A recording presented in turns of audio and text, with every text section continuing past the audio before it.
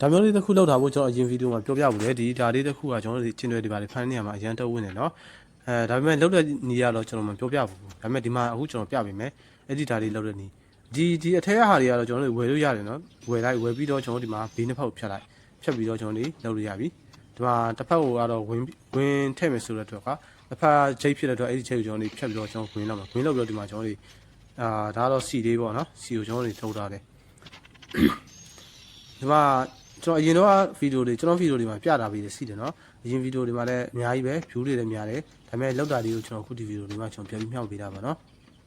โอเคဒီမှာလောက်တာလည်းအရန်လွတ်လေးပဲလောက်တာလည်းလွတ်လေးနဲ့ကျွန်တော်တို့အတုပ်ပြရတာအရန်စီပြီးတယ်ဒီမှာမူရီထည့်ထားပေးတာကကျွန်တော်တို့တချို့ဟာဆိုရင်ကအသေးကြီးတွေတုပ်လို့ရအောင်အသေးကြီးပြောတဲ့သူတွေအတွက်ကျွန်တော်အခု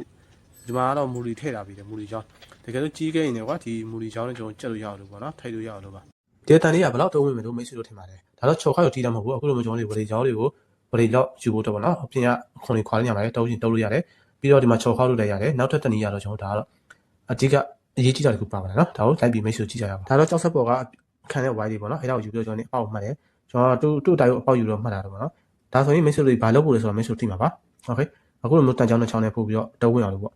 ကျွန်တော်တို့ကြောက်ဆက်တွေမှာပုံမှန်တော့ပါတယ်ကြောက်ဆက်တွေဝယ်တဲ့ဟာပါတယ်ဒါပေမဲ့အဲ့ဒါတွေကပျော့တယ်ကျွန်တော်တချို့နေရာတွေမှာတုံးလိုက်တဲ့ခါဆိုရင်တော့လိတ်